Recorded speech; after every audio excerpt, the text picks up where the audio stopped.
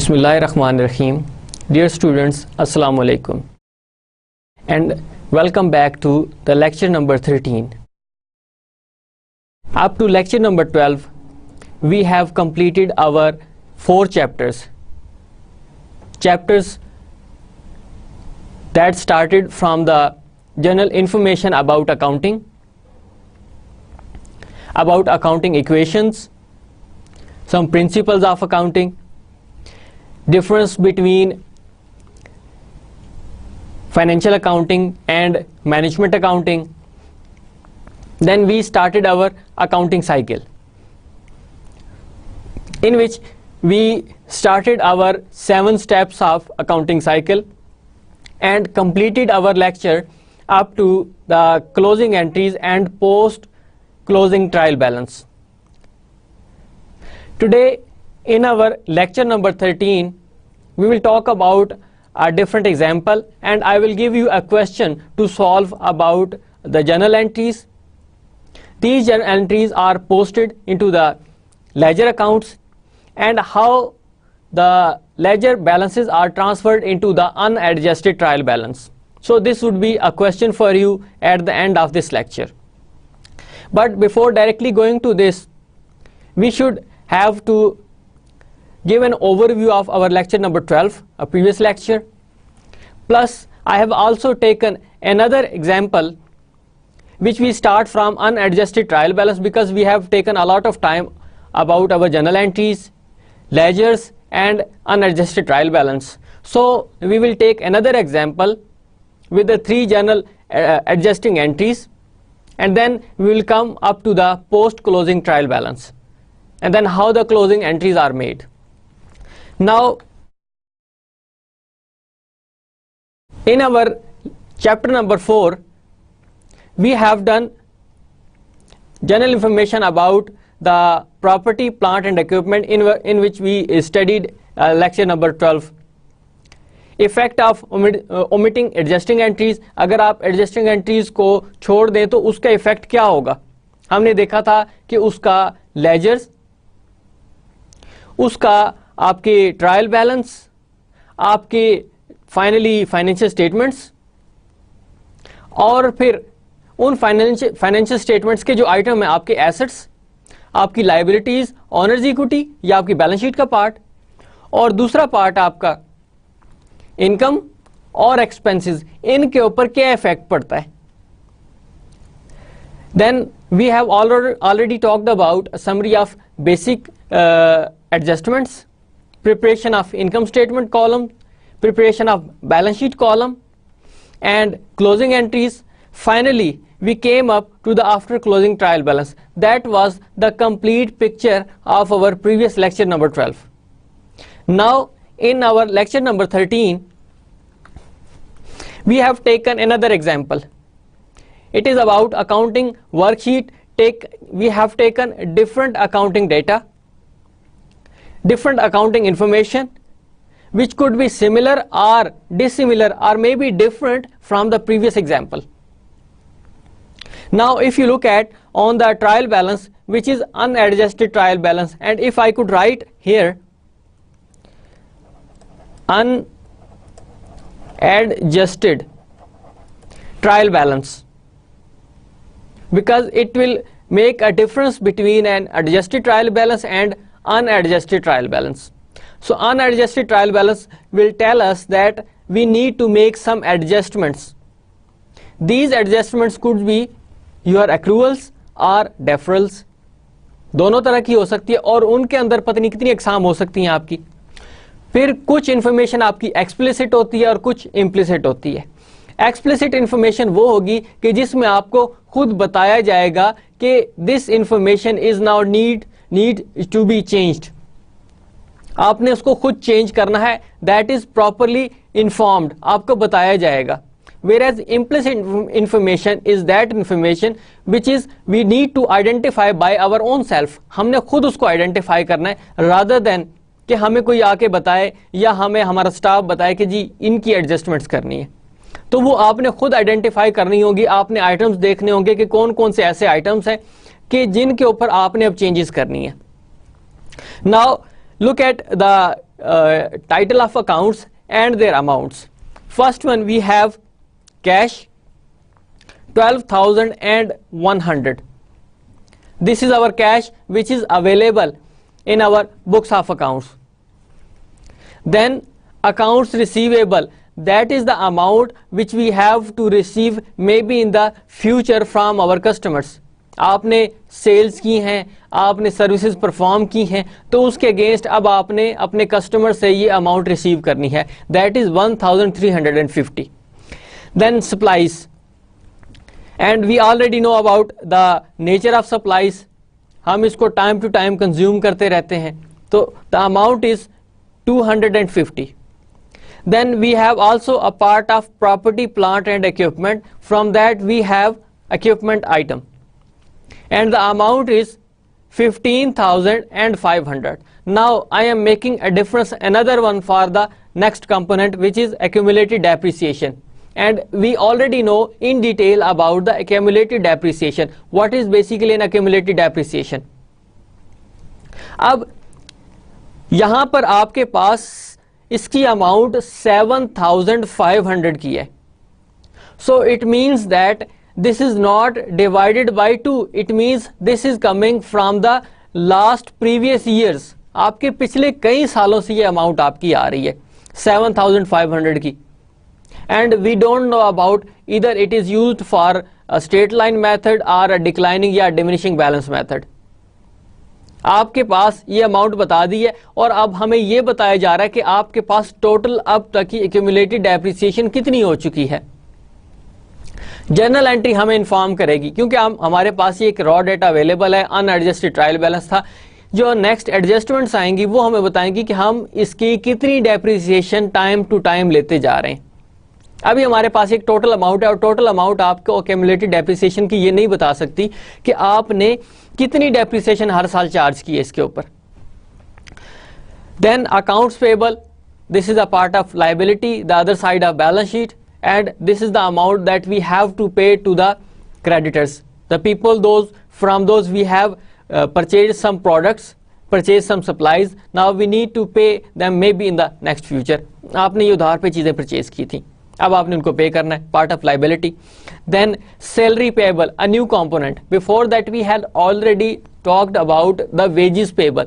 Now what is difference between a salary and a wages?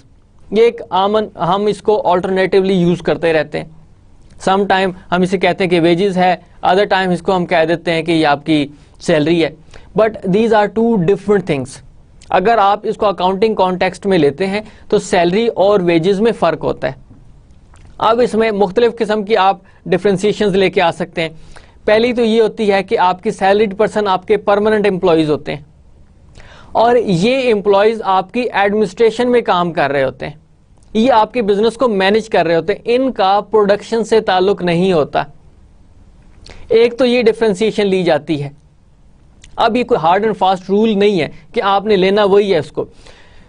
दूसरा differentiation ये भी हो सकती है इसकी कि वेजेस जो होती है वो आपकी नॉर्मली डेली बेसिस पे होती है, आप उनको वेज दे रहे होते हैं. तो ये जो सैलरीड पर्सन होते हैं ये आपके परमानेंट एम्प्लॉइज होते हैं और आप इनको स्पेसिफिक टाइम पीरियड के ऊपर सैलरी देते हैं. आपकी फॉर एग्जांपल महीना कंप्लीट हुआ है, ये 2 वीक्स कंप्लीट हुए तो आप उसके बाद उनको सैलरी दे रहे हैं. सो दो हमने डिफ्रेंसिएशंस यहाँ पे ली हैं. एक आपके पास ये है कि ये जो सैलरीड पर्सन होते हैं जिनको आप सैलरी देते हैं ये आपकी बिजनेस को मैनेज कर रहे होते हैं, इनका आपकी प्रोडक्शन से ताल्लुक नहीं होता, ये किसी प्लांट के ऊपर काम नहीं कर रहे होते ये लोग. लेकिन जो लेबर होती है, अब लेबर और एम्प्लॉय का फर्क है. लेबर आपकी जो प्रोडक्शन प्रोसेस का हिस्सा होती है, जो प्लांट में काम कर रही होती है, जो किसी फैक्ट्री में काम कर रही होती है, तो उसको आप लेबर बोलते हैं. तो उसको जो आप सैलरी दे रहे होते हैं वो आपकी सैलरी नहीं, वो आपकी वेजेस कहलाती हैं. तो यहाँ पे ये थोड़ा सा एक डिफरेंस है, लेकिन again I am telling you this is not a hard and fast rule that you can not use alternatively. आप इनको यूज कर सकते हैं, some time you can use salary, some time you can use wages, but whenever you have adopted one time salary for that specific work, then you have to all the time use salary salary salary rather than wages, कि कभी आप salary use कर लें कभी आप wages. No, आपने एक दफा जब सैलरी यूज कर ली है तो आपके लिए सैलरी होगी, जब आपने वेजेस एक दफा यूज कर लिया तो वो आपके लिए वेजेस ही रहेगी। Then unearned revenue. In our last example, we had a word unearned rent. Now we are using unearned revenue. That is the amount in which we have received cash already, but we have not performed our services or we have not yet delivered our products. आपने दो काम किए, या तो आपने services perform नहीं की। आप ज़ाहिर है सर्विसेज मीन्स कि जब आप बिजनेस कोई कंसल्टेंसी का कर रहे हैं, कोई आप सिंपल सर्विसेज का काम कर रहे हैं, आपके पास यहाँ पर बेसाब इनके एग्जांपल मौजूद हैं, आपके पास सिक्योरिटी कंपनीज हैं, कोई आपको प्रोडक्ट्स तो नहीं बना के देती, वो कोई आपको वो ऐसा आइटम तो नहीं बना के देती जो मार्केट में सेल होता। सिंपल आप उनको हायर करते हैं अपनी जो प्रीमिसेस हैं, जो आपकी बिल्डिंग्स हैं, उनकी हिफाजत के लिए, तो वो आपको सर्विसेज परफॉर्म कर रहे होते हैं। आपके पास इसके अलावा ये स्वीपिंग कंपनीज होती हैं कि आप इनके स्वीपर्स हायर कर लेते हैं, या ऑडिट कंपनीज होती हैं, आप इनके जो सर्विसेज हायर करते हैं, वो सिर्फ आपको एक इंटेलेक्चुअल एफर्ट्स के थ्रू आपको सर्विस सर्व कर रही होती हैं, आपको कोई फिजिकल प्रोडक्ट्स नहीं दे रही होती। या फिर दूसरी चीज ये है कि आप प्रोडक्ट या आप कोई आइटम सेल परचेज कर रहे होते हैं। मैंने आपको बताया पिछले शुरू में कि आपके टाइप्स ऑफ बिजनेसेस में आपके पास प्रोडक्ट्स होती हैं, वो आप सेल कर रहे होते हैं। आपके पास जो ऑर्गेनाइजेशंस थी वो कौन कौन सा काम करती हैं, या तो आपके वो खुद मैन्युफैक्चर करती हैं, एक न्यू शेप बना देती हैं, एक रॉ मटेरियल से एक फिनिश प्रोडक्ट बना के सेल करती हैं, या फिर वो बनी बनाई प्रोडक्ट्स परचेज करती हैं और किसी और को सेल कर देती हैं, अल्टीमेट कंज्यूमर्स को सेल कर देते हैं। उनमें होलसेलर या रिटेलर भी आ जाते हैं, उसमें कोई मॉडिफिकेशन नहीं करते वो प्रोडक्ट में। तो सेम आपके पास यहां पर अनअर्न्ड रेवेन्यू किसी भी तरीके से हो सकता है कि you have received cash first and then you have not yet performed your services or you did not have yet delivered the products. तो जब तक आप सर्विसेज ने परफॉर्म करेंगे, जब तक आप प्रोडक्ट्स को डिलीवर नहीं कर देंगे, उस वक्त तक आपका ये रेवेन्यू नहीं बनेगा। जब आप प्रोडक्ट्स दे देंगे, उनको डिलीवर कर देंगे या आप सर्विसेज परफॉर्म कर देंगे तो आपका ये रेवेन्यू बन जाएगा। अनअर्न्ड मीन्स के this is your liability. Unearned का वर्ड कहीं पे भी आएगा तो वो आपके लिए लाइबिलिटी होगी। Then we don't need to go in the detail of capital. We have already talked about it. Withdrawals, as we already know it. What is drawings? Withdrawals, they are one and the same thing. Then revenue, 23,700. This is the amount that we have earned by providing services or providing the products. ये अब आपका revenue है। पिछले example में हमारे पास revenue की amount जरा कम थी। Now at this stage we have a large amount of revenue 23,700.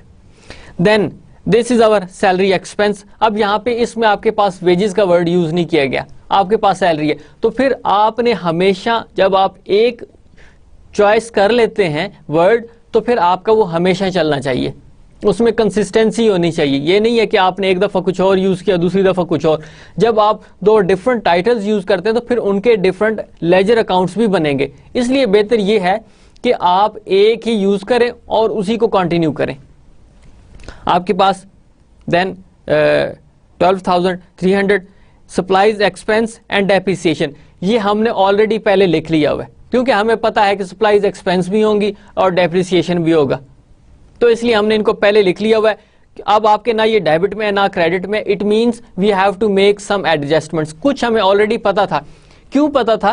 कि हमें ये बिजनेस पहले से चल रहा है, बिजनेस ऑलरेडी ये काम कर रहा है, आपके पास एक्यूमुलेटेड डेप्रिसिएशन हमें पता है कि हर साल होती है, तो फिर आपको नए सिरे से अकाउंट बनाने की जरूरत क्या है? इस तरह आपको पता जो है कि चल रहा है, तो फिर हम उसको स्किप नहीं करेंगे, हम उसको लिख देंगे, हम ऑलरेडी मेंशन करेंगे, क्योंकि इसकी हमने एडजस्टमेंट करनी है। इसके अलावा हमें जो पिछला क्वेश्चन था, ये पिछली एग्जांपल थी, उसमें सप्लाईज को भी आपने एडजस्ट किया था, तो इसलिए हमें फिर अलहदा से यहाँ पर नीचे लिखने की जरूरत नहीं है। हमें पता है कि हर दफ़ा इस तरह एडजस्टमेंट में आना होता है, तो इसलिए हम बेहतर ये है कि ऊपर ही लिख देते हैं और फिर उसको कंटिन्यू करेंगे। तो जब आपको पता है, जब आपको क्वेश्चन नज़र आए, यू जस्ट ओवरव्यू कि इसमें कौन कौन से आइटम्स हैं, तो फिर उन आइटम्स को पहले ही आप अपने ट्रायल बैलेंस में लिख लें। जिनको आपने फर्दर एडजस्ट भी करना है उनको भी आप उसमें लिख लें। उसके बाद फिर आप नेक्स्ट शुरू करें अपना काम, कि आपने क्या कुछ करना है, कैसे होगा, वो एक बाद की बात है। लेकिन जब आपको पता है कि इन अकाउंट्स ने एडजस्टमेंट में आना है, तो पहले आप उनको लिख लें। आपने इन दोनों आइटम्स को पता है कि they needs to be adjustment so that we have to put it in our proper trial balance. हमें बाद में वो कटिंग या नीचे ना लिखना पड़े, हम उसको आगे फर्दर कंटिन्यू करेंगे। So I hope now this is understandable for you कि आप कैसे ये अनएडजस्टेड ट्रायल बैलेंस बनाते हैं। अब क्वेश्चन आपको कट होके भी मिल सकता है। वो कट होके क्या मिलेगा? आपको ये सिंपल एक वर्कशीट का पार्ट दे दिया जाए, आपको साथ एडजस्टमेंट दे दी जाए, और फिर कहा जाए कि now complete this question, complete post closing trial balance. अब आप वो बनाए। अब आपको उन्होंने कोई जर्नल एंट्री नहीं दी, आपको उन्होंने ये नहीं कहा कि लेजर्स बनाए, आपको ये नहीं कहा कि अनएडजस्टेड ट्रायल बैलेंस बनाए। आपको कहा गया कि you have to complete your post closing trial balance. आपको आखिरी बात उन्होंने बता दी है और आपको अनएडजस्टेड ट्रायल बैलेंस दे दिया।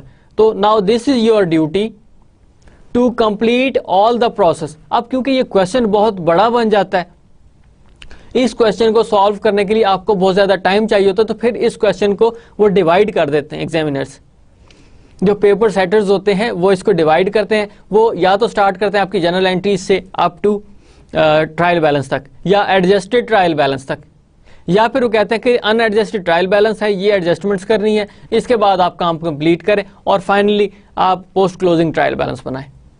तो ये सारे का सारा काम आपने कंप्लीट करना होता है। लेकिन आपकी प्रैक्टिस के लिए you start from the scratch, from the start of business, and then you go up to the post closing trial balance. जब तक आप उसके सारे आइटम्स कंप्लीट नहीं करेंगे, तो उस वक्त तक आप काम अपना सही तरीके से अंडरस्टैंड नहीं कर सकते। आपको कंप्लीट अंडरस्टैंडिंग उस वक्त होगी जब आप ये सारे के सारे फेजेस कंप्लीट करेंगे। और मैंने आपको हर एक लेक्चर में यही कहता हूं कि accounting needs practice. Without practice you can not properly understand accounting. अब इसका तरीका क्या होता है कि आपने एक क्वेश्चन कंप्लीट किया, आपको सही तरीके से समझ आ गई, और उसके बाद आप नेक्स्ट क्वेश्चन पे गए। So that question was a little bit difficult, अब आपको सॉल्व नहीं हो रहा। तो प्रॉब्लम क्वेश्चन में नहीं है, वो आपकी अंडरस्टैंडिंग में है। Now the expert of accounting says, और the senior professor says about it, that if you could not solve your question, then go back again on a question number 1, solve it. Now you have a better understanding. अब आप next question में उसकी आपको proper एक जो nature है accounts की, जो आपको प्रॉब्लम कर रहे हैं कि आप इसको कहाँ पे ले जाएंगे, इसकी एडजस्टमेंट क्या होगी, वो आपको इजीली समझ आ जाएगी। उसकी वजह ये है कि you are now more familiar.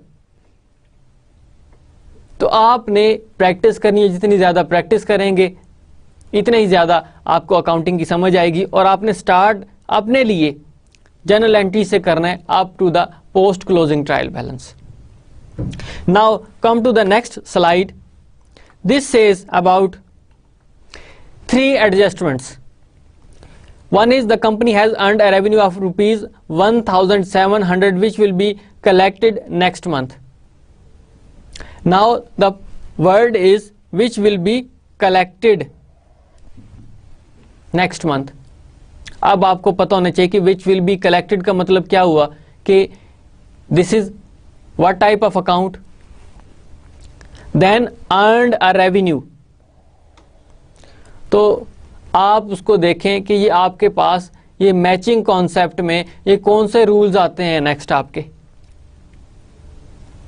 आपके पास ये कैश बेसिस ऑफ अकाउंटिंग है या अक्रूवल बेसिस ऑफ अकाउंटिंग है.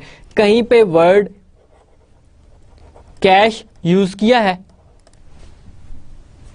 The answer is no. जब आपके पास यहां पर वर्ड यूज नहीं किया गया कैश का, तो it means what type of account it is. This is my question to you. Then in the second journal entry, inventory of supplies at month end totaled rupees 150. What do you mean by this? Inventory of supplies at month. Inventory of supplies at month 150. अब आपके पास रह कितनी गई है? अगर आप वापस जाएं तो आपके पास सप्लाईज कितनी थी? 250. और आपने इसके लिए एक स्पेसिफिक अकाउंट ऑलरेडी बना लिया हुआ था.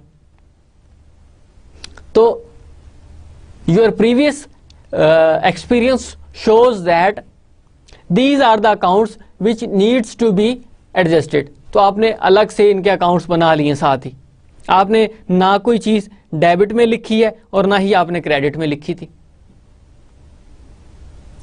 तो इसलिए आपने नए सिरे से बनाया, इनको अंदर ही लिखा अनएडजस्टेड ट्रायल बैलेंस के अंदर. फिर आपने एडजस्टमेंट में देखा कि आपने इनको चेंज करना था. फिर आपके पास रिसीवेबल्स की अमाउंट भी मौजूद है जिसने एडजस्ट होना था. आपके पास रेवेन्यू भी था. ये सारे सारे अकाउंट्स आपके एडजस्टमेंट इनकी जरूरत पड़ती है आपको. Now the third one is your depreciation. Depreciation for the month was calculated at rupees 200. Now the time period for that specific company is and the depreciation is 200. आपने यहां पे 200 की डेप्रिसिएशन कैलकुलेट की. तो इसका मतलब यह हुआ कि जिस टाइम पीरियड के लिए आप अपनी फाइनेंशियल स्टेटमेंट्स बनाते हैं उसमें हमेशा हर दफा 200 की डेप्रिसिएशन आती है. तो इसके लिए भी आपने अकाउंट ऑलरेडी आपको पता था कि बनेगा, तो आपने उसको बना के रख लिया हुआ था. अब आपके पास इसके लिए आप जर्नल एंट्री क्या करेंगे? इसकी तो ऑलरेडी पता है आपको कि सप्लाईज की क्या जर्नल एंट्री होती है. इसकी भी आपको पता है. आप रेवेन्यू अर्न कर रहे हैं, आपको पता है. इन्वेंट्री की भी आपको पता है. डेप्रिसिएशन की क्या होगी? फिर जब ये ऐड होगी तो आपके पास डेप्रिसिएशन एक्सपेंस डेबिट 200 अमाउंट से, और क्रेडिट में आपके पास एक्यूमुलेटेड डेप्रिसिएशन 200 आपने क्रेडिट कर दिया. एक चीज डेबिट हुई, दूसरी क्रेडिट हुई. और एक चीज आप जरूर ख्याल रखें कि always you have to make debit first and credit second. आपको हमेशा ये काम करना पड़ेगा. Now how you have adjusted these accounts. Let's start from hair.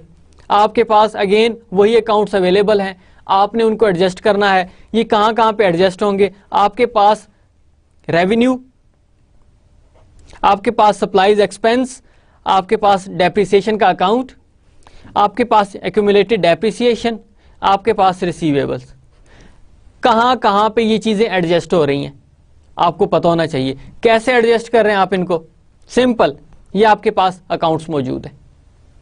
Now you can see the effect of these adjustments. As I told you that these were the accounts which are affected with your adjustments. First one, you can see accounts receivable. As I put a proper tick here, Then accumulated depreciation, I already marked a tick here. So supplies, again I have already marked a tick here. Now these are the accounts which were affected with your adjustments. अब इसकी adjustments के अंदर मैं लिख देता हूं कि कैसे कैसे इनकी जर्नल एंट्रीज हमने की थी. पहली जर्नल एंट्री आपके पास रेवेन्यू की थी. You have earned a revenue but you did not receive cash. When you do not receive your cash, it means that your account receivable is increased, and account receivable is a part of your assets and current assets. Increase in asset is always debit, so account receivable debit with the amount of rupees 1000, and the amount was let's see back 1700. The amount was 1700 and credit was your revenue 1700. So that was the account which is, when it increased, is always credit. So increase in revenue credit, आपने इसको credit side पे लिख दिया. एक adjusting entry आपने कर दी. दूसरी adjusting entry वो कह रहा है कि आपके पास सप्लाईज कितनी रह गई थी. आपके पास 100 की सप्लाईज रह गई थी. आपने इसका मतलब कंज्यूम कितनी की, 150 की. टोटल आपके पास अवेलेबल कितनी थी, 250 की. Now you can make your journal entry supplies expense debit with the amount of 150 और क्रेडिट क्या करेंगे आपके पास सप्लाईज. तो क्या रूल यहां पर फॉलो होता है आपके पास डेबिट और क्रेडिट का, कि increase in expenses debit, decrease in asset credit. अब आपकी सप्लाईज करंट एसेट का पार्ट था. ये नॉर्मली प्रीपेड्स होते हैं और मैंने आपको बताया था कि prepaids are part of your assets, current assets. आपने दूसरी एडजस्टिंग एंट्री कर ली. तीसरी आपके पास एक्यूमुलेटेड डेप्रिसिएशन की थी. तो फिर क्या करेंगे उसके लिए आप, अगेन डेप्रिसिएशन एक्सपेंस 200 से डेबिट किया आपने और क्रेडिट करेंगे आप एक्यूमुलेटेड डेप्रिसिएशन. इसकी हमने ऑलरेडी जनरल एंट्री की भी थी. अब आप देखें कि इनका इफेक्ट क्या हो रहा है आपके पास.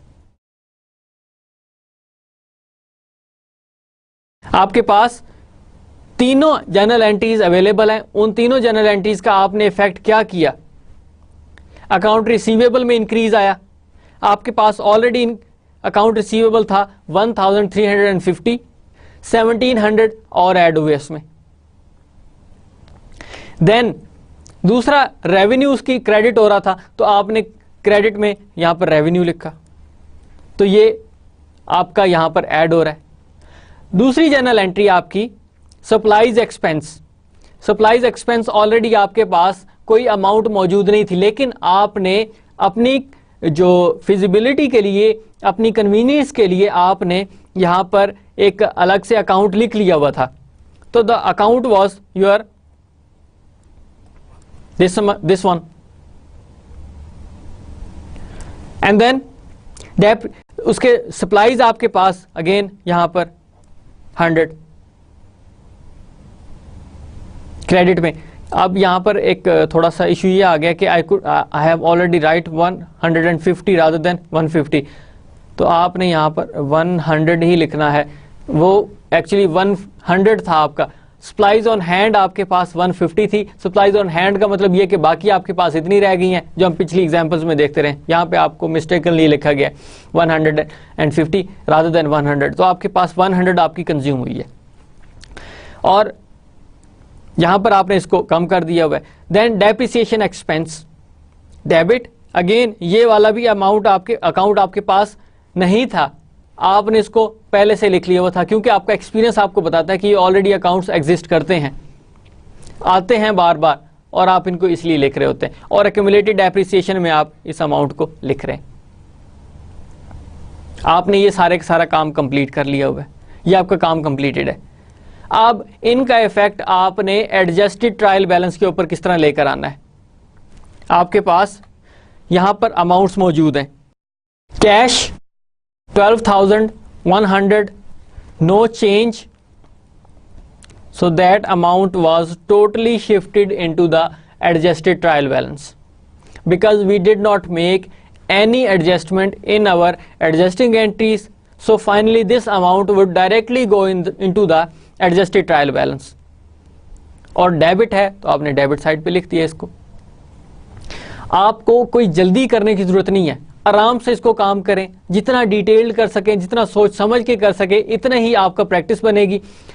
और जो काम आपने पहली दफा करना है आप उस पर बेशक 2 घंटे लगा दें, लेकिन आपका वो ऑटोमेटिकली काम कम होता जाएगा, टाइम की ड्यूरेशन आपकी कम होती जाएगी। नेक्स्ट क्वेश्चन आप मे बी 50 मिनट्स में करें, उसके बाद आप हो सकता है 30 मिनट्स पर आ जाएं, because you are used to about these questions. Then in the second component we made an adjustment because we had earned a revenue of rupees 1,700 but we did not received any cash, so it means that your account receivable was increased. So the first amount was 1,350. Later on you made an adjustment of 1,700, so one is debit, the other is also debit, so debit is always added into the debit. The amount, total amount would be your 3,050। आपने दोनों को add किया और उसके बाद total amount आपकी debit में 3,050 की आ रही है। Now the third one supplies, we also had already made an adjustment of supplies. आपके पास 250 की सप्लाईज ऑलरेडी थी। अब यहां पर फर्क देखें कि सप्लाईज आपकी डेबिट में मौजूद है, नॉर्मल अकाउंट है उसका, और क्रेडिट में आपके पास अलग से सप्लाईज 100 की पड़ी है। सो यहां पर आपके पास 2 डिफरेंट अकाउंट्स हैं, एक डेबिट है और दूसरा आपके पास क्रेडिट है। So debit is a normal account for supplies, credit is the other या काउंटर अकाउंट है आपका। सो आप डेबिट में से क्रेडिट फिर माइनस करते हैं, या क्रेडिट आपकी बड़ी अमाउंट है, नॉर्मल अकाउंट आपका क्रेडिट है तो उसमें से आप डेबिट माइनस करते हैं। At this stage we have a normal account of 250 which is a higher amount and credit is your contra account, so आप उसमें से उसको माइनस करेंगे। अगर ये दोनों क्रेडिट होते तो ऐड हो जाते, दोनों डेबिट होते तो ऐड हो जाते, जिस तरह हमने अकाउंट रिसीवेबल के साथ किया है। तो आपके पास यहां पर 250 डेबिट है, क्रेडिट में आपके पास 100 है, the difference is your 150। So you have made an adjustment, adjusted amount is your 150 rupees. Now equipment, as I already told you that you can make an adjustment at this stage or maybe you can make an adjustment later on in your balance sheet. अब as it is amount आप इसकी shift कर रहे हैं अपने adjusted trial balance में, इसके दरमियान में आपने कोई adjustment नहीं की, इसके जो contra account था उसमें adjustment हुई है। अब आपने इस amount को as it is लिख दिया, which is your 15,500। as it is amount shift की गई है 15,500। आपके पास accumulated depreciation जो आपका कॉन्ट्रा अकाउंट था उसकी आपने एडजस्टमेंट की थी एंड द एडजस्टमेंट वाज 200 और दोनों ही आपकी वो क्रेडिट हुई थी, तो आपने एज इट इज क्रेडिट को क्रेडिट में ऐड किया। टोटल अमाउंट अब आपके पास 7,700 बन रही है। आपके पास क्रेडिट में ऐड हो रहा है तो जो नेट अमाउंट है वो आपकी 7,700 हो चुकी है। Then accounts payable, was there any adjusting entry? We had only 3 adjusting entries, और उनका इफेक्ट 6 अकाउंट्स पर आपके हुआ था। उसकी वजह, हर जर्नल एंट्री की 2 ट्रांजैक्शंस होती हैं, डेबिट और credit. So we had 3 basically adjusting entries on which we had 6 adjustments.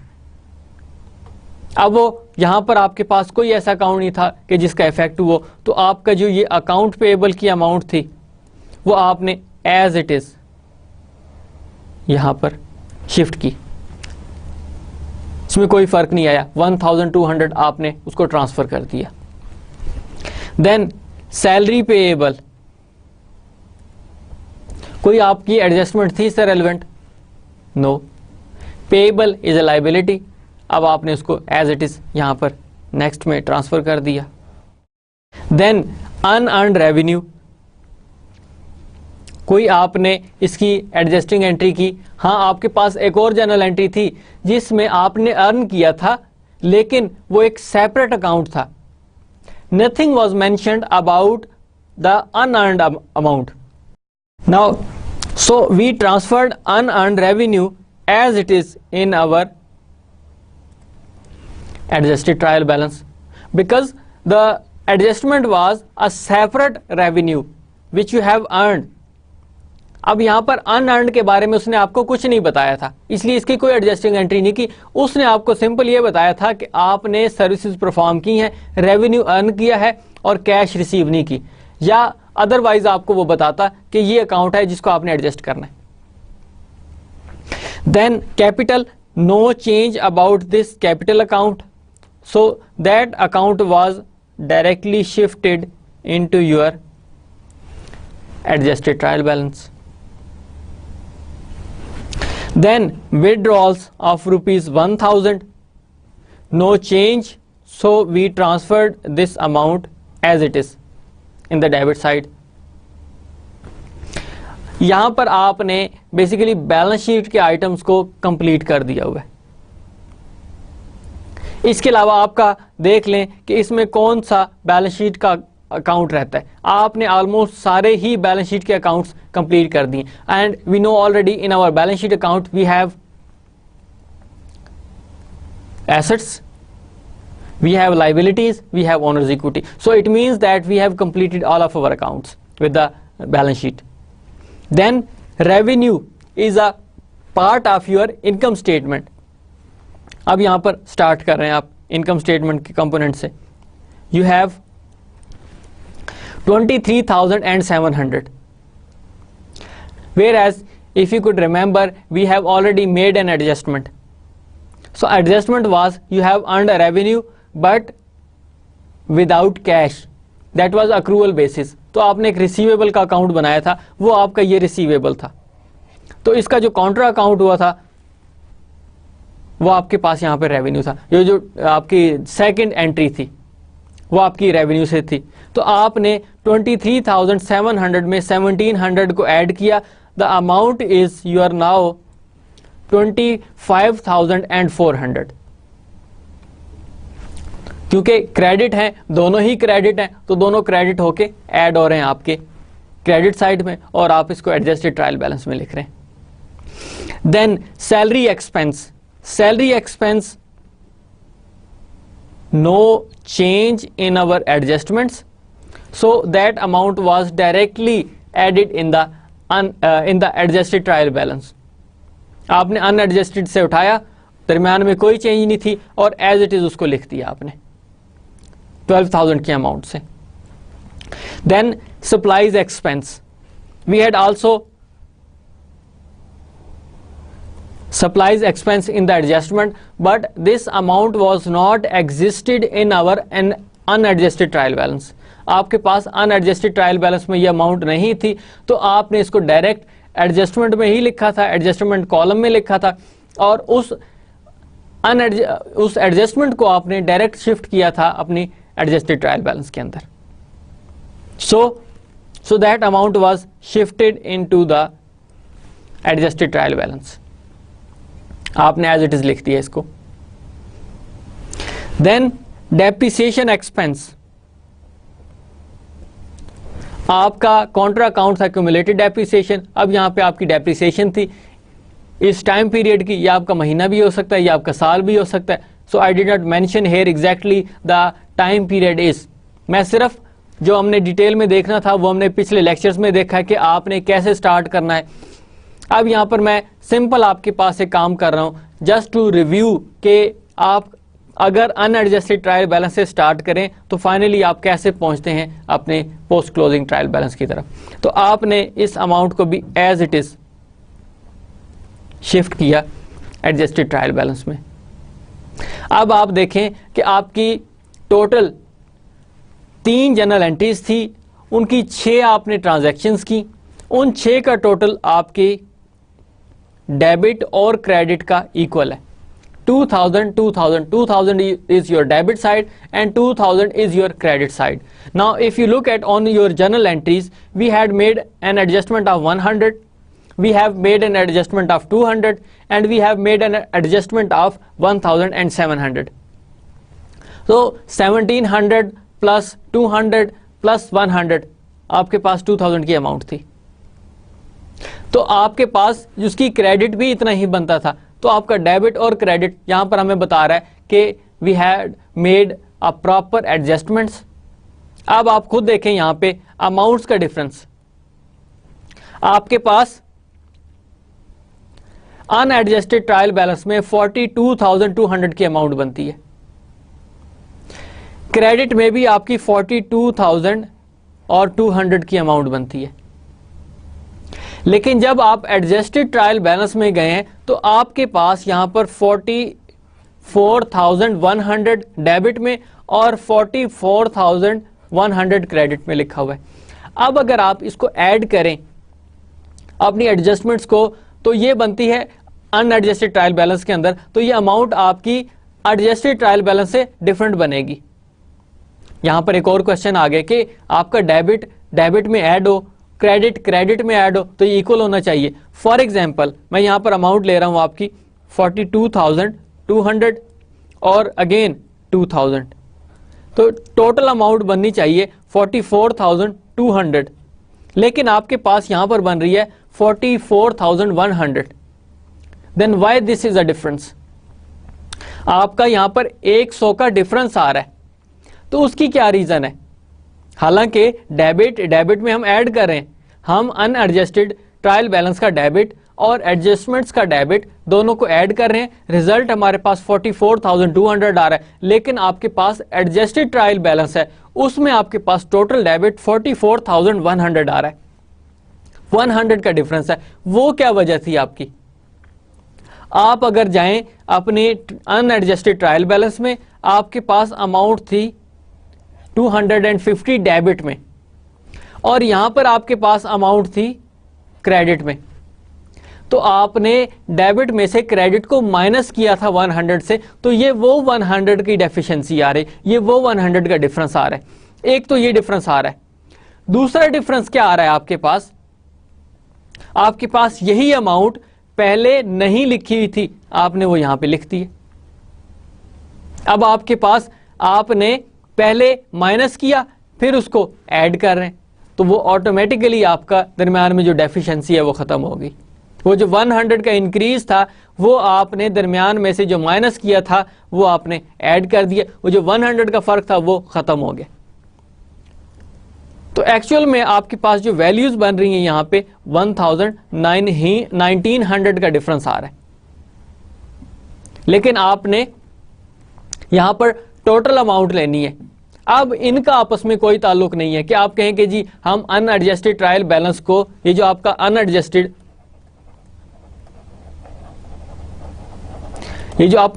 Trial balance है इसको आप प्लस कर दें एडजस्टमेंट्स के साथ, तो आपके पास रिजल्ट जो आएगा वो आपका एडजस्टेड ट्रायल बैलेंस का होगा। ऐसा नहीं होगा। इसलिए आपने इसकी कंफ्यूजन में नहीं आना कि आप जो है वो अनएडजस्टेड को ऐड कर रहे हैं एडजस्टमेंट्स के साथ, रिजल्ट आपके पास ये आ रहा है। ऐसा नहीं होगा, क्योंकि कुछ चीजें आपकी डेबिट की क्रेडिट में से माइनस हो रही हैं, कुछ क्रेडिट की चीजें डेबिट में से माइनस हो रही हैं। आपने सिर्फ हर कॉलम को इंडिपेंडेंटली लेना है। अनएडजस्टेड ट्रायल बैलेंस आपका इंडिपेंडेंट कॉलम है, एडजस्टमेंट आपका इंडिपेंडेंट कॉलम है, और एडजस्टेड ट्रायल बैलेंस आपका इंडिपेंडेंट कॉलम है, उनका आपस में दरमियान में डेबिट और क्रेडिट का आपने टोटल चेक करना है कि क्या वो ठीक है या नहीं है. So it means we had made all our adjustments, now we have reach up to adjusted trial balance. Next we have to make our financial statements. First one is your balance sheet. आप पहले balance sheet को check करें कि उसमें कौन कौन से आपके अकाउंट्स आ रहे हैं. आप चेक करें, आपके पास कैश, आपने एज इट इज कैश लिख दिया क्योंकि cash is not a part of our income statement, this is a part of balance sheet and in the balance sheet it is a part of your assets and from the assets it is a part of your current assets. आपने इसको लिख दिया. उसके बाद accounts receivable that was shifted into the balance sheet, आपने उसको balance sheet में लिख दिया. Then now you have supplies of 150, आपने 150 की अमाउंट बैलेंस शीट में ट्रांसफर कर दी. Then office equipment the amount was 15,500, ये आपने एज इट इज शिफ्ट कर दी. फिर उसके बाद एक्यूमुलेटेड डेप्रिसिएशन, आप इसको क्रेडिट में इसलिए लिख रहे हैं ताकि आपका पहले डेबिट क्या है 15,500, क्रेडिट क्या है 7,700, तो उसमें से खुद ब खुद वो माइनस हो जाएगा क्योंकि डेबिट नॉर्मल अकाउंट है, क्रेडिट आपका उसका काउंटर अकाउंट है. तो जब आप नेट बैलेंस शीट बनाने लगेंगे तो उसमें से आपने इसको माइनस करके लिखना है. लेकिन ट्रायल बैलेंस के अंदर आपने सारे अकाउंट्स मेंशन करने होते हैं ताकि आपको पता चले कि आप कौन कौन से अकाउंट्स को ट्रीट कर रहे हैं, कौन कौन से अकाउंट्स आपने ऐड किए. आपके पास 7,700 एज इट इज आपने शिफ्ट किया इसको. Then accounts payable is a part of your balance sheet and it is a part of your liability side, तो आपने उसको लाइबिलिटी साइड में मेंशन कर दिया. Then salary payable is a part of your liability. Payable मैंने आपको शुरू में बताया था कि जिसके साथ पेएबल्स लग जाता है वो तो अंडरस्टूड है कि आपकी बैलेंस शीट में लाइबिलिटी साइड का पार्ट है, तो आपने एज इट इज इसको यहां पर ट्रांसफर किया. Then we had also unearned revenue.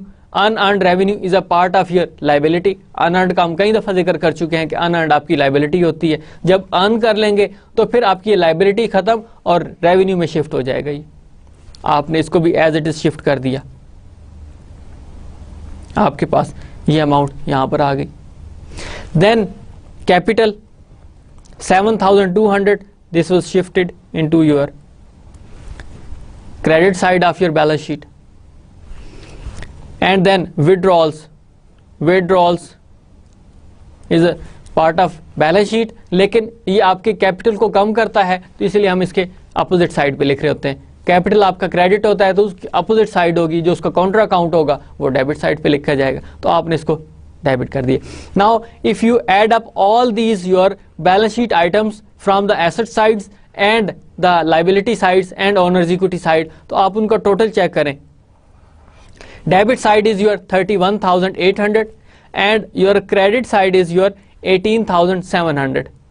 There is a huge difference between both, and I already told you that the total of income statement and balance sheet will not be equal.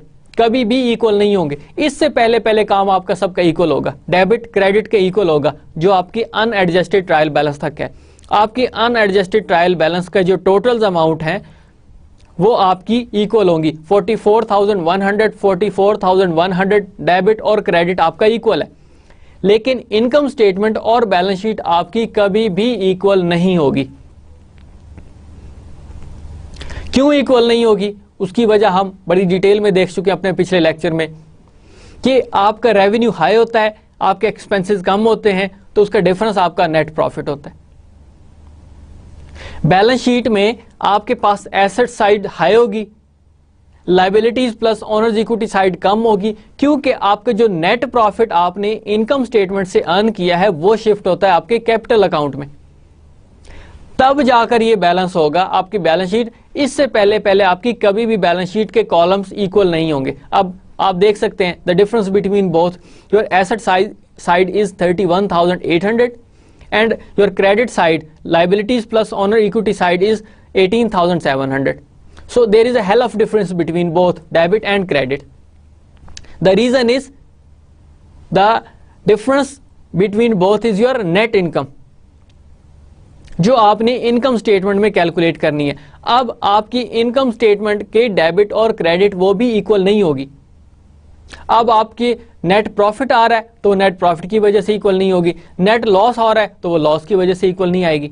अब possibility क्या हो सकती है आपकी कि income statement में income आपकी पहले हाई है, एक्सपेंसेस कम है, तो आपका डिफरेंस दोनों का नेट प्रॉफिट आ रहा है.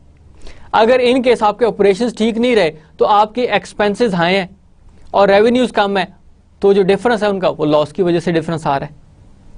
सो you have to be very clear about this कि up to adjusted trial balance your debit and credit would be equal, but later on in your columns from the income statement and balance sheet your columns will not be equal. Your debit will not be equal with your credit and your credit will not be equal with your debit. इस चीज का आप लोगों ने खास ख्याल रखना है. यहां तक आपका जितना भी काम है ये सारे का सारा up to unadjusted trial balance ये आपका सारे का सारा इक्वल होगा. इसके बाद आपके कॉलम्स इक्वल नहीं रहेंगे. Next look at your components of balance sheet, income statement. In your income statement you had a revenue of ₹25,400, whereas your expenses you can add up all your expenses. These were transferred into your income statement. 12,000 your salary expense, आपने उसको debit side पे लिख दिया, debit था debit side पे लिखा. Salary supplies expense 100 था, आपने 100 उसको यहां पे मेंशन कर दिया. देन डेप्रिसिएशन एक्सपेंस 200 था, उसको आपने डेबिट साइड पे लिख दिया.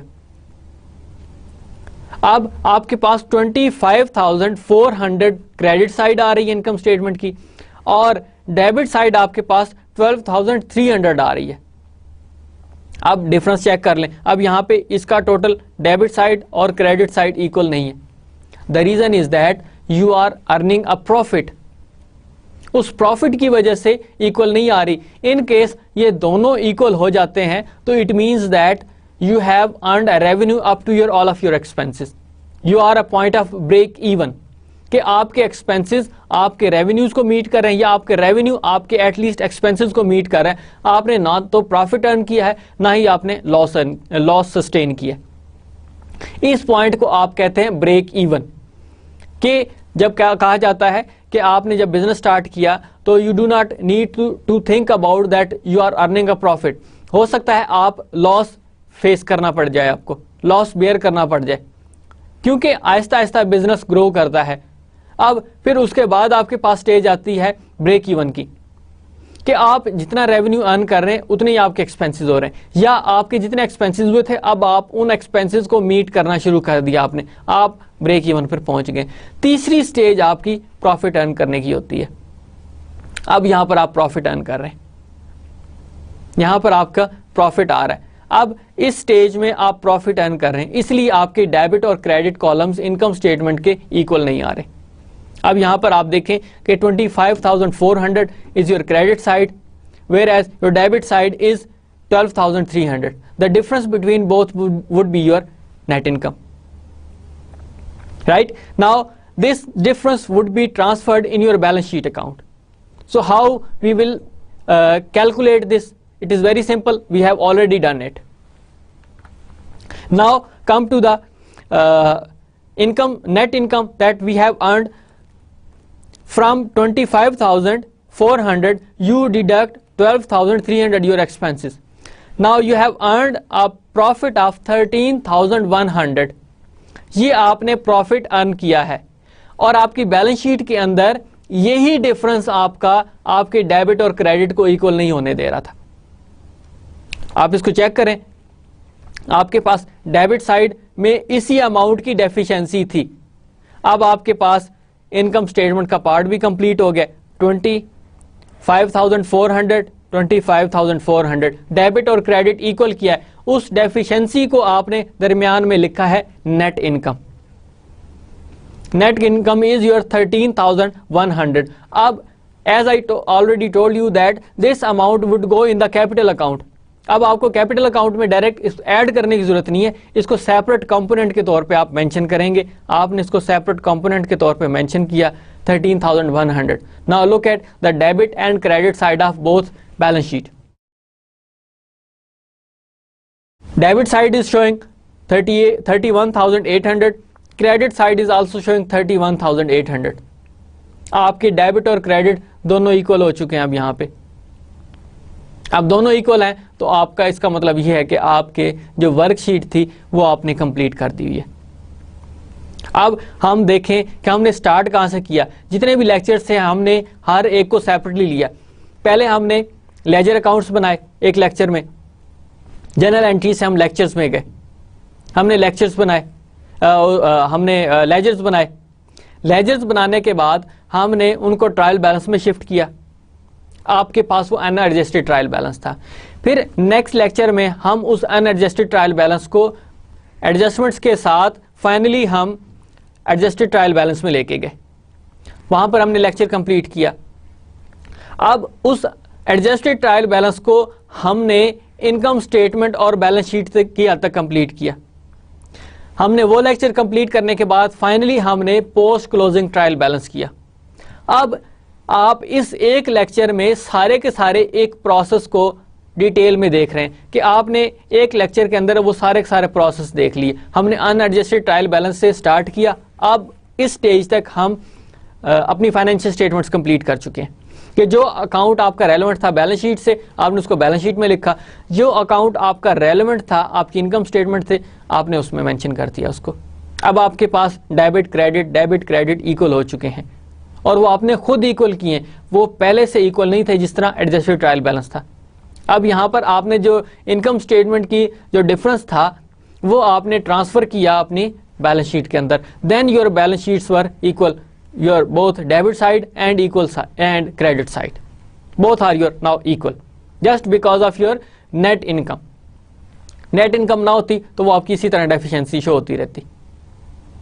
अब यहां पर एटलीस्ट ये चीज हमें पता चल रही है कि जब आप इनकम स्टेटमेंट और बैलेंस शीट को कंबाइन कर कर आप अपने टोटल्स देखते हैं तो फिर हम कह सकते हैं कि यहाँ पर हमें वेरीफाई हो रहा है, यहाँ पर हम चेक कर रहे हैं कि आपने सारे का सारा काम ठीक किए, क्योंकि आपकी इनकम स्टेटमेंट की जो डिफरेंस है, इनकम स्टेटमेंट की जो डेफिशिएंसी है वो शिफ्ट होगी आपकी बैलेंस शीट में और उस डेफिशिएंसी को आपने शिफ्ट किया बैलेंस शीट में। वो शिफ्ट करने के बाद देखें कि आपका डेबिट और क्रेडिट इक्वल है या नहीं है। अगर वो इक्वल नहीं है तो फिर समझें कि आपने इनकम स्टेटमेंट में कोई प्रॉब्लम की है, उसमें कोई ना कोई आपकी कोई आपने जो कैलकुलेशंस हैं वो आपकी गलत हो चुकी हैं, इसकी वजह से आपकी डेफिशिएंसी फुलफिल नहीं हो सकती। Now we have to close our revenues and expenses and finally the withdrawals accounts. आपने इनको क्लोज करना है because these are your temporary accounts. Temporary accounts are always closed whereas your permanent accounts are always shifted into the next time period which are called carry forward balances। अब पिछले lecture में मैंने बड़ी detail में आपको बताया है कि आपके परमानेंट अकाउंट्स कौन से होते हैं और आपके टेम्पररी अकाउंट्स कौन से होते हैं, उसको हम आगे फर्दर कैरी फॉरवर्ड करते हैं। Now you have closing accounts. Closing the account is the end of period process that prepares the accounts for recording transaction during the next period. अब आप इनको क्लोज कर रहे होते हैं, आपने अपना प्रोसेस क्लोज किया और जो नेक्स्ट टाइम पीरियड के लिए प्रोसेस वो नए सिरे से शुरू होता है आपके पास। देन यहां पर आप क्लोजिंग द अकाउंट्स, आप क्लोज कौन कौन से अकाउंट्स कर रहे होते हैं, रेवेन्यूज को क्लोज कर रहे होते हैं आप। Revenues increase honours equity. अब इसका मतलब ये हुआ कि रेवेन्यूज ने शिफ्ट किस में होना होता है, ऑनर्स इक्विटी में।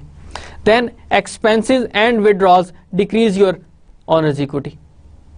अब इसका तो हमें ऑलरेडी पता भी है कि आपकी जो रेवेन्यू है वो ऐड होता है कैपिटल अकाउंट में और एक्सपेंसेस आपके कैपिटल अकाउंट को रिड्यूस करते हैं। हमने अकाउंटिंग इक्वेशन में ये सारे के सारे आइटम्स किए हुए हैं। अब सिंपल ही आपको बताया जा रहा है कि कैसे क्लोज करते हैं जब हम इनकम स्टेटमेंट में उनको अलग से स्टेटमेंट बनाकर उनका जो रिजल्ट है वो शिफ्ट करते हैं कैपिटल अकाउंट में।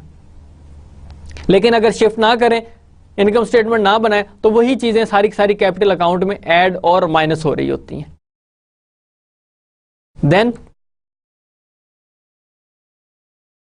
what we have done, revenues and expenses accounts are close to income summary, जिसको मैंने लास्ट लेक्चर में लेक्चर नंबर 12 में बताया था कि सारे जितने भी आपके रेवेन्यूज और एक्सपेंसेस होते हैं वो क्लोज होते हैं इनकम समरी अकाउंट में। Then income summary is close to the capital account, वो आपकी जो इनकम समरी होती है वो कैपिटल अकाउंट में क्लोज होती है। आप स्टार्ट आपके रेवेन्यूज, आपके एक्सपेंसेस, ये दोनों जाते हैं आपके कैपिटल अकाउंट, आपके इनकम समरी में, इनकम समरी में,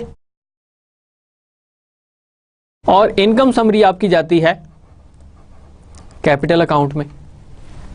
अब आपके पास यहां पर पहुंच गए आप, विड्रॉल्स आपके सेपरेटली कैपिटल अकाउंट में क्लोज होते हैं, वो आपकी इनकम समरी में नहीं जाते। तो फिर आप क्या करते हैं, विदड्रॉल्स, ये भी आपके जाते हैं फाइनली कैपिटल अकाउंट में। तो इसका मतलब ये हुआ कि इनकम और समरी डायरेक्ट कैपिटल अकाउंट में, विदड्रॉल्स डायरेक्ट कैपिटल अकाउंट में, आपके इनकम और एक्सपेंसेस इनकम समरी में, आपने उनको इनकम समरी में शिफ्ट किया, फिर उसके बाद आपके कैपिटल अकाउंट में। तो इसका मतलब इनकम और एक्सपेंसेस के दरमियान आपके पास जो इंटरमीडिएट अकाउंट है वो आपका इनकम समरी अकाउंट है। उसके बाद विदड्रॉल्स में कोई इनकम समरी शामिल नहीं होती, तो वो डायरेक्ट आपके कैपिटल अकाउंट में इफेक्ट करते हैं। Then income in a corporation, dividends are closed into the retained earnings, जो हमने पिछली एग्जांपल दी थी। जब आप कॉर्पोरेशन की बात करते हैं, कंपनी की बात करते हैं, तो उस कंपनी में आपके पास जो डिविडेंड्स होते हैं, जो amount that is earned by the owners which is closed into the retained earning accounts, वो आपकी रिटेन्ड अर्निंग का एक हमने सेपरेट अकाउंट बनाया था, उसमें वो शिफ्ट होते हैं। उसके बाद फिर आगे आपके वो कैपिटल अकाउंट में ऐड होते हैं। Then closing the account, income summary हम बड़ी डिटेल से देख चुके हैं, जनरल एक ओवरव्यू करेंगे इसका कि इनकम समरी में आपके पास क्या क्या होता है। Debit balance represents net loss, a credit balance represents net income. आपके पास ये टी अकाउंट बनता है, आपके पास जो डेबिट बैलेंस है वो लॉस को शो कर रहा होता है और क्रेडिट बैलेंस आपके रेवेन्यूज को शो करता है। ये हमने बड़ी डिटेल में देखा है अपने प्रीवियस लेक्चर में कि कैसे वो करता है। आपके यहाँ पर सारे के सारे एक्सपेंसेस आए होते हैं और आपके यहाँ पे सारे के सारे रेवेन्यूज आए होते हैं। आपके पास ये दोनों अकाउंट्स मौजूद होते हैं और ये सारे का सारा काम आप इसके थ्रू कर रहे होते हैं। अब अगर आपका डेबिट बैलेंस बचता है, रेवेन्यूज कम है, एक्सपेंसेस हाई है, तो ये लॉस है। और इसका उलट आपका क्रेडिट बैलेंस हाई है और आपका डेबिट बैलेंस लो है इनकम समरी का, तो वो आपको शो करता है कि आप प्रॉफिट अर्न कर रहे हैं और वो प्रॉफिट फिर आपका कैपिटल में ऐड होके कैपिटल को इंक्रीज करता है। और अगर इन केस आपके लॉस है तो वो डेफिनेटली आपके कैपिटल अकाउंट को कम करेगा, डिक्रीज कर देगा। ये एक समरी आपके पास अवेलेबल है जो हमने बनाई थी पिछले लेक्चर में भी, और अब उसको हम शिफ्ट कर रहे हैं यहाँ पे। इसमें अमाउंट्स आपके पास डिफरेंट हैं। आप देखें, आपके पास रेवेन्यूज़ के अमाउंट्स, आपके पास ये एक्सपेंसेस, देन सैलरी एक्सपेंस है, आपके पास रेंट एक्सपेंस है, सप्लाईज एक्सपेंस है। ये सारे के सारे टोटल अकाउंट्स आपके शिफ्ट हो रहे हैं इनकम समरी में। आपका रेवेन्यूज़ यहाँ पर शिफ्ट हो रहा है। उसके बाद जो डिफरेंस है आपका, ये अमाउंट आ रही है, ये आपकी ऐड हो रही है कैपिटल अकाउंट में। देन आपके पास विड्रॉल्स हैं, विड्रॉल्स आपने ये किए थे अमाउंट और ये डायरेक्ट ऐड हो रही। यहाँ पर फिगर्स थोड़ी सी डिफरेंट हैं, इसलिए डिफरेंट है क्योंकि ये हम सैंपल के तौर पे ले रहे हैं आपके पास, क्योंकि रेवेन्यू टोटल अमाउंट आपकी डिफरेंट थी, आपके एक्सपेंसेस भी डिफरेंट थे। सिंपल आपको ये एक पूरे का पूरा मैंने प्रोसेस समझाया है, आपने यहाँ पर एक्चुअल वैल्यूज़ लेनी है जो हम यूज़ करते हैं। ये सिंपल आपके लिए एक सैंपल के तौर पे ली गई थी जो हम रिप्रेजेंट कर रहे हैं कि आपके पास इन केस इनकम होगा तो कैसे अमाउंट होगी, आपके पास एक्सपेंसेस होंगे तो कैसे होंगे, विड्रॉल्स का कैसे इफेक्ट किया जाता है, और फाइनली आपका कैपिटल अकाउंट किस तरह इंक्रीज होके कहाँ पर आपका फिनिश होता है। Then you have to make a post closing trial balance. जब आपने ये इनकम समरी अकाउंट भी बना लिया, आपने जितने भी टेम्परेरी अकाउंट्स थे उनको भी क्लोज कर दिया, और फाइनली आप अब पोस्ट क्लोजिंग ट्रायल बैलेंस पे आ गए। और पोस्ट क्लोजिंग ट्रायल बैलेंस में आपके पास सिंपल आपके परमानेंट अकाउंट्स होते हैं, टेम्परेरी अकाउंट्स आपने ऑलरेडी क्लोज कर दिए हुए होते हैं, और ये वही आइटम होते हैं जो आपके बैलेंस शीट में रिफ्लेक्ट होते हैं, क्योंकि इनकम स्टेटमेंट में जितने भी आइटम्स होते हैं वो आपके टेम्परेरी होते हैं। टेम्परेरी आपने क्लोज किए, अब आपके पास सिंपल बैलेंस शीट के आइटम्स रह चुके हैं। The accounting cycle ends with the post closing trial balance, then the post closing trial balance is dated as of the end of period for which the statements have been prepared। अब आपके पास वो time period क्या है, आपके पास time period वो may be 31 दिसंबर 2010, 2011, या आप जब नेक्स्ट बनाएंगे तो वो 2012 का हो जाएगा। अब वो उस टाइम पीरियड को शो कर रहा होता है कि अब आपके पास कौन कौन से इस स्टेज तक for a specific point in time आज तक इसके कितने अकाउंट्स आपके मौजूद हैं और उनके कितने कितने बैलेंसेस अवेलेबल हैं आपके पास। तो ये सारे का सारा आपने पोस्ट क्लोजिंग ट्रायल बैलेंस में करना होता है। नाउ परमानेंट अकाउंट्स के बारे में हमने देखा था कि permanent accounts never close, their balances are always transferred into the next accounts, और जिनके बैलेंस हो गए जिनको हम कैरी फॉरवर्ड बोलते हैं, उनमें आपके पास एसेट्स, लाइबिलिटीज, ऑनर्स इक्विटी, ये सारे के सारे आपके जितने भी होंगे और इनकी फर्दर जितनी भी क्लासिफिकेशंस हैं वो नेक्स्ट टाइम पीरियड में शिफ्ट होगी। आपके जो टेम्परेरी हैं उनको आपने क्लोज कर दिया हुआ है, वो फिर नए सिरे से स्टार्ट होंगे। अब थोड़े से इनकी क्लासिफिकेशंस हम रिपीट कर लेते हैं कि आपकी एसेट्स, लाइबिलिटीज, ऑनर्स इक्विटी की कौन कौन सी क्लासिफिकेशंस होती हैं, उनमें कौन कौन से सैंपल आइटम्स आपके हो सकते हैं। अगर आप फाइनेंशियल स्टेटमेंट्स किसी भी कंपनी की उठा के देखें तो यू विल सी कि उसमें पता नहीं कितने आइटम्स आपके पड़े हुए हैं, उनके अजीब अजीब नाम आपको एसेट्स के मिलेंगे, but if you know the nature of these different titles then you can easily understand कि this title belongs to the asset because this is the nature of asset and we know the definition of asset. This item belongs to the liability because its nature shows that कि ये आपकी liability है। तो हमने उसकी classification की है। आपके पास क्लासिफिकेशन ऑफ एसेट्स, लाइबिलिटीज कौन कौन सी हो सकती हैं। करंट एसेट्स में आपके पास एसेट्स में करंट एसेट्स और फिर प्रॉपर्टी, प्लांट एंड इक्विपमेंट, ये दो फर्दर क्लासिफिकेशंस है। इसमें आप तीसरा भी एक ऐड कर सकते हैं जिसको आप इंटेंजिबल एसेट्स बोलते हैं। वो इंटेंजिबल एसेट्स होते हैं कि जिनको आप फिजिकली देख नहीं सकते, जिनको आप टच नहीं कर सकते, उनको हम बाद में पढ़ेंगे। सिंपल आप यहाँ पर दो क्लासिफिकेशंस ही ले, आपके पास करंट एसेट्स हैं और आपके पास प्रॉपर्टी, प्लांट एंड इक्विपमेंट है, जिसको हमने ये भी कहा था कि आपके ये फिक्स्ड एसेट्स हैं। आपके पास sometime you can use the word of fixed assets, sometime you can use the word of property, plant and equipment, but normally according to the standards it is said that property, plant and equipment, फिर उसकी further details में आप जाते हैं उनकी nature को देखते हुए। करंट एसेट्स में आपके पास ये सैम्पल आइटम्स मौजूद हैं। आपके पास कैश है, अकाउंट रिसीवेबल है, बिल्स रिसीवेबल। अब यहाँ पे बिल्स रिसीवेबल मैंने ऐड किया है। द रीज़न इज़ दैट कि if you make a contract between buyer and seller, तो आप यहाँ पर स्पेशल जब आप लिखते हैं, इसको आप नोट रिसीवेबल भी कह सकते हैं, बिल्स रिसीवेबल भी कह सकते हैं, कि आप प्रॉपर एक एग्रीमेंट के थ्रू अपनी सेल और परचेज कर रहे हैं, या कोई और भी है जिसमें आप लिख लेते हैं उस चीज़ को, तो आपके लिए प्रॉपर साइंस होते हैं, प्रॉपर उसमें ऑथेंटिकेशन होती है, तो वो आपके बिल्स रिसीवेबल बन जाते हैं। But make it sure that its maturity, its life time is less than 1 year. Current assets की डेफिनेशन ही यही है कि if your assets are converted into the cash और can be liquidated within 1 year, can be consumed within 1 year, so that comes within the definition of current assets. तो आपके पास cash है, आपके पास account receivable है, आपके पास bills receivable है, then all prepaid expenses, आपने जितने भी प्रीपेड किए हैं एक्सपेंस, आपने एडवांस में पेमेंट कर दी है। आपको पता होगा, हमने पढ़ा था यहाँ पर इंश्योरेंस के बारे में। इंश्योरेंस आपने एडवांस 24 मंथ्स की पे कर दी थी। इसके अलावा आप एडवांस में रेंट एक्सपेंस दे देते हैं, आपने 6 मंथ्स का एडवांस रेंट दे दिया, तो वो आपके एसेट है until unless 6 months are expired, then that becomes your expense, but before that this is your current asset. इसके अलावा जितने भी प्रीपेड हैं आप प्रीपेड टैक्स कर सकते हैं, एडवांस टैक्स पेमेंट किया आपने तो आपका एसेट है until unless कि वो आपकी यूटिलाइज ना हो जाए। फिर रेंट रिसीवेबल, आपने रेंट रिसीव नहीं किया, आपने प्रॉपर्टी अपनी किसी को रेंट पे दी थी और उसने आपको उसके अगेंस्ट कैश नहीं दी है, आपका महीना 2 महीने 3 महीने गुजर चुके हैं तो आपको उसने कैश पेमेंट नहीं की, तो उस वक्त तक आपके वो रिसीवेबल्स बन जाएगा। ये भी एक मैंने सेपरेट अकाउंट यूज किया है। आपके पास supplies, we already know about it because we have discussed many times.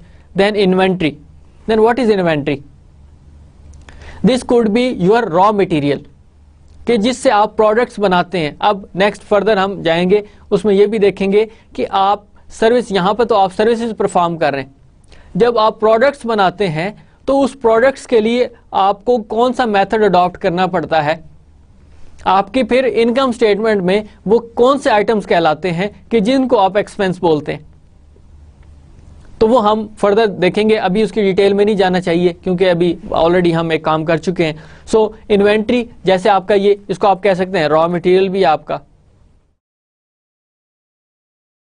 So raw material is your asset, current asset, because this can be converted into your final product, या this can be consumed within 1 year, या this could be converted into the cash within 1 year। ये आपका use होता रहता है, cycle इसका चलता रहता है, तो इसलिए हम इसको करंट एसेट में लिखते हैं।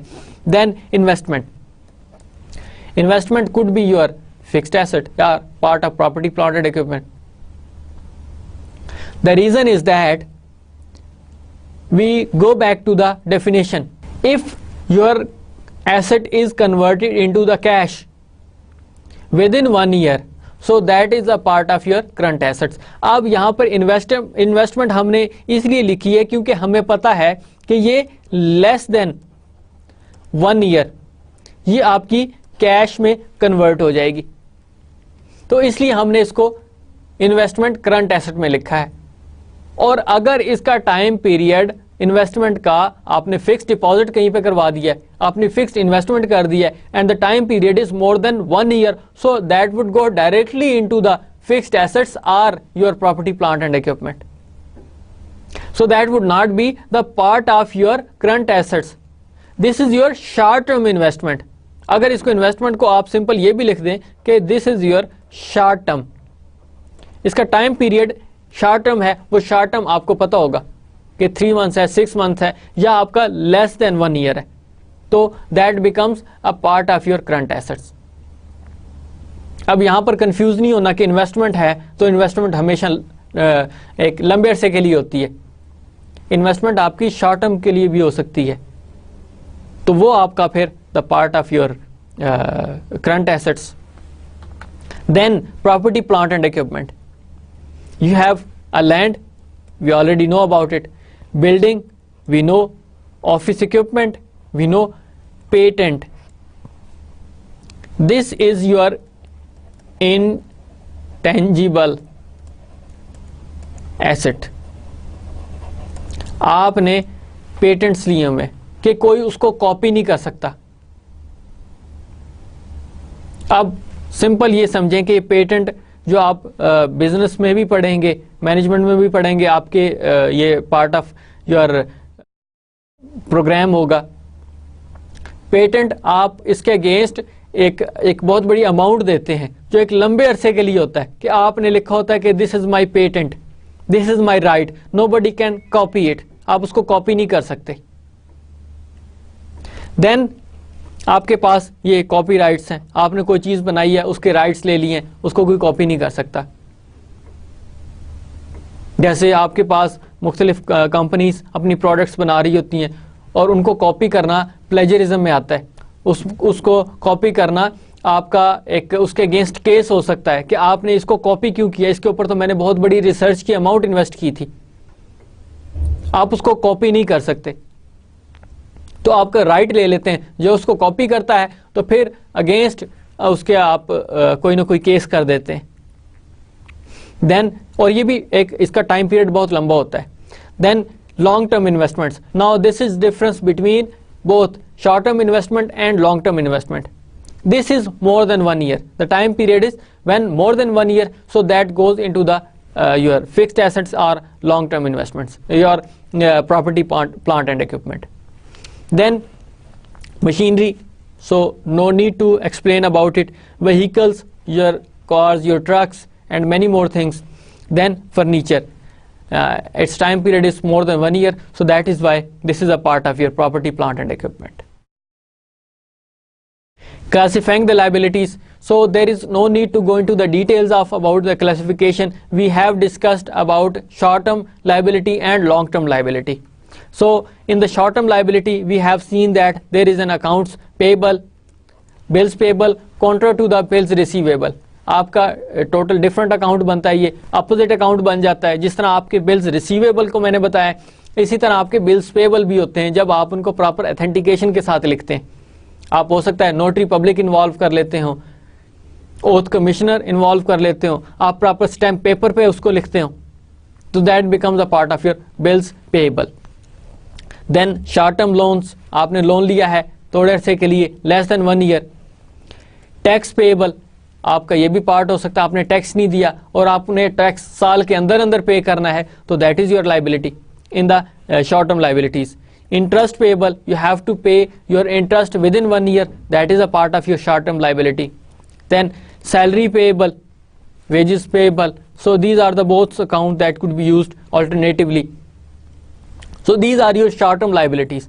तो आपकी इसमें और भी इसमें जो क्लासिफिकेशंस हैं ऐड की जा सकती हैं, लेकिन जब आपको नेचर पता है कि their maturity is less than 1 year, तो आपको इजीली इसकी अंडरस्टैंडिंग हो जानी चाहिए कि आप इसको शॉर्ट टर्म लाइबिलिटी में अपने लिखते हैं। देन लॉन्ग टर्म लाइबिलिटीज में आपके पास लॉन्ग टर्म लोन्स हैं, again more than 1 year, so that is your long term liability. आपके पास डिबेंचर्स हैं, इसको हम बाद में पढ़ेंगे, लेकिन that is a part of your long term liability. आपके पास bonds, then mortgage, so these are all your long term liabilities when their maturity or time period is more than 1 year.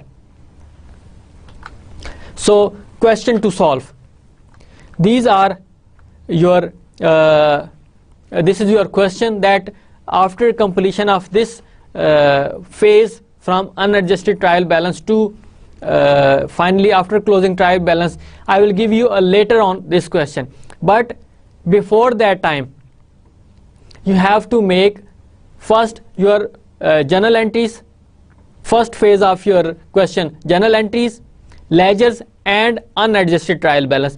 इसका आप लोगों को मैं क्वेश्चन दे रहा हूं, वो आप लोगों ने सॉल्व करना है। Question is stadium parking was organised on 1 July. अब आपकी ये ऑर्गेनाइजेशन है, ये बिजनेस आपका स्टार्ट किया जा रहा है 1 जुलाई को, to operate a parking lot near new sports arena. The following transactions occurred during July prior to the company beginning its regular business operations. अब ये आपको बेसिक इंफॉर्मेशन दी है उसने। स्टार्ट आपकी जनरल एंट्रीज यहाँ से हो रही हैं। जुलाई 1 Imran opened a bank account in the name of business with the deposit of ₹45,000 cash.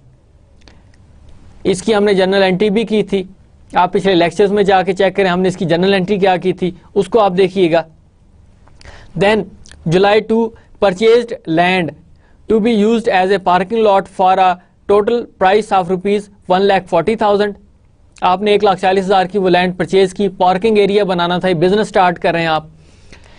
A cash down payment of ₹28,000 was paid because you had already 45,000. Out of that 45,000 you are paying 25,000 cash and not payable for a issued for rupees balance, and a note payable. Sorry, that was a mistake in a spelling. Note payable was issued for the balance. आपने बाकी की जो amount होगी वो as a note payable उसको लिख के दे रहे हैं कि हम आपको फ्यूचर में उसकी पेमेंट कर देंगे। Then July 5 purchased a small portable building for ₹4,000 cash. Purchased price includes installation charges. एक छोटे से आपने वो जैसे आपके छोटे से रूम्स होते हैं ना, पोर्टेबल रूम्स होते हैं, वो आपने वहाँ पे बना दिए ताकि वहाँ पे आप पूरे का पूरा अपना जो सिस्टम है वो चला सकें। उसके अंदर आप कंप्यूटर रख लें, आप उसके अंदर फ़ैन वगैरह, ये वो सारी चीज़ें जो उसकी टेक केयर के लिए आपने उसकी पार्किंग एरिया की टेक केयर जो है उसके लिए आपने एक छोटा सा रूम बना लिया जिसको आप बिल्डिंग का नाम दे रहे हैं और उसके अगेंस्ट आप 4,000 कैश दे रहे हैं। Then July 12 purchased office equipment on credit from Suzuki company for ₹3,000। अब आपने एक सुजुकी कंपनी है उससे अपना इक्विपमेंट परचेज किया है 3,000 का जुलाई 12 को, इसकी आपने जनरल एंट्री करनी है। And then July 28 paid ₹2,000 of amount or to Suzuki company. आपने 3,000 पे करने थे, उसमें से 2,000 आपने जुलाई 28 को पे कर रहे हैं, आपने कैश पे किए 2,000 की। Now what are the instructions? You need to prepare journal entries for the month of July, number 1। Number 2, post a ledger account. इन जर्नल एंट्रीज को आपने लेजर में शिफ्ट किया। Then prepare trial balance. This trial balance would be your unadjusted trial balance. इसके दौरान अगर कोई adjustment हुई है तो हम उसको बाद में देखेंगे। Now you have to do a first phase which start from journal entry, ledger and trial balance. ये आपने काम कंप्लीट करना है। उसके बाद फर्दर हम जो है वो बाकी का फेज करेंगे। वो कौन सा होगा उस क्वेश्चन को भी हम सॉल्व करेंगे, वो आपको नेक्स्ट क्वेश्चन दूंगा। अभी आपने ये क्वेश्चन सॉल्व करना है। Now this is end of lecture number 13. So we have discussed about a question of our simple journal entry, ledger into trial balance related to our chapter number 4. Again, this is the end of chapter number 4, but we have already gone through from a review of our worksheet that started from unadjusted trial balance to finally post closing trial balance. उससे आपने काम start किया और finally आप पहुंच गए हैं अपनी पोस्ट क्लोजिंग ट्रायल बैलेंस तक। इसमें आपको मैंने क्वेश्चंस दिए हैं, वो क्वेश्चन आपने सॉल्व करना है और सॉल्व करने के बाद फिर हम उसको वेरीफाई करेंगे कि आपने वो क्वेश्चन ठीक किया है या उसको गलत किया है। So this is completion of lecture number 13. Thank you very much, and inshallah we will meet in our next lecture number 14. So take care and Allah Hafiz.